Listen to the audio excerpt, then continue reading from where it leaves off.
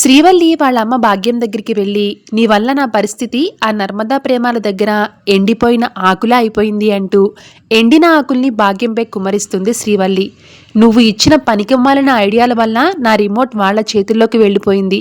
వాళ్ళు ఎట్టా ఆడిస్తే అట్టా ఆడాలి నేను అని భాగ్యంని తిట్టిపాడేస్తుంది శ్రీవల్లి. దాంతో భాగ్యం, అమ్మడు, ప్రేమ నగల్ని కాజేసింది నువ్వేనని ఆ ప్రేమ నర్మద తిరుపతికి తప్ప ఎవ్వరికీ తెలియదు కదా. ఆ నగల గొడవని పెళ్లికాని ప్రసాద్ తిరుపతిపై వేసేసుకున్నాడు కదా. ఈ మాత్రం దానికి అంత టెన్షన్ పడతావెందుకే అని అంటుంది.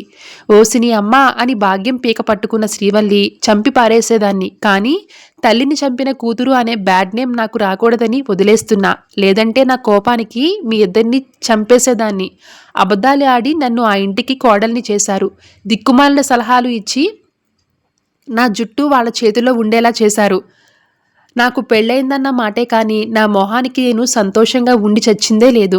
మొన్నటి వరకు మా ఆయనకి ఇవ్వాల్సిన 10 లక్షల టెన్షన్, నిన్నటి వరకు నగల టెన్షన్, మన బండారం బయటపడిపోతుందేమోనన్న టెన్షన్, మీరు చెప్పిన నా ఎంఏ ఇంగ్లీష్ టెన్షన్ ఎక్కడ బయటపడిపోతుందోనన్న టెన్షన్, నా మొహానికి తెలుగే సరిగా వచ్చి చావదు, మరి ఇంగ్లీష్ ఎలా అని చెప్పి చచ్చారే, నిప్పులు కుంపటిపై నిలబెట్టారు కదే అని కోపంతో ఊగిపోతూ ఉంటుంది శ్రీవల్లి. కోప్పడికే అమ్మడు, ఇంగ్లీష్ అంటే కాస్త రిచ్గా ఉంటుందని అలా చెప్పానులేవే అని అంటుంది భాగ్యం.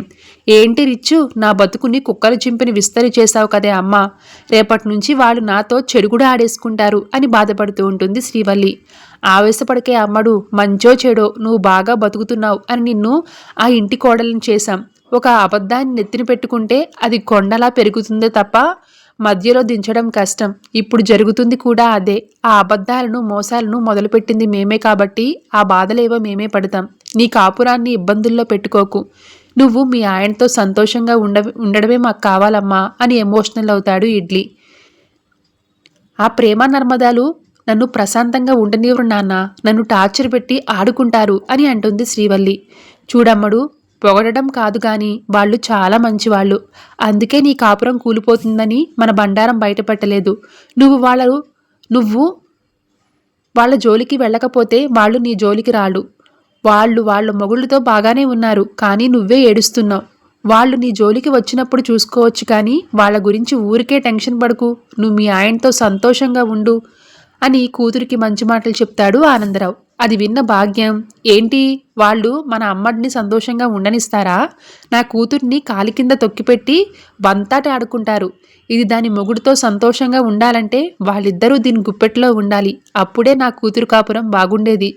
చెప్తున్నావు పెద్ద నీతి కవుళ్ళు అని మండిపడుతూ ఉంటుంది భాగ్యం. నిజమే నాన్న, వాళ్ళు నా మీద పెత్తనం చేస్తుంటే తట్టుకోలేకపోతున్నాను. వాళ్ళని కబడ్డీ ఆడేసుకోవాలా అని ఉంది అని అంటుంది శ్రీవల్లి. అమ్మడు, నువ్వు అట్టా ఆడుకునే టైం వచ్చేస్తుంది లేవే. వాళ్ళని నీ గుప్పెట్లో పెట్టుకునే దారి ఆల్రెడీ వేసేసావు. ఆ ధీరస్ ప్రేమని పోలీస్ చేస్తానన్న విషయం బయట పెట్టేశావు కదా. అలాగే సాగర్ నర్మదా కోసం గవర్నమెంట్ ఉద్యోగం చేయాలనుకున్న విషయం బయటపెట్టావా.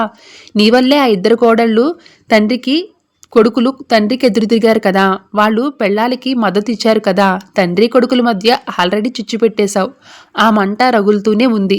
అది తొందరలోనే బగ్గుమంటుంది. నువ్వు పరీక్ష రాసేసావే, దాని రిజల్ట్ వచ్చే టైం వచ్చేసింది. నువ్వు చూస్తూ ఉండు.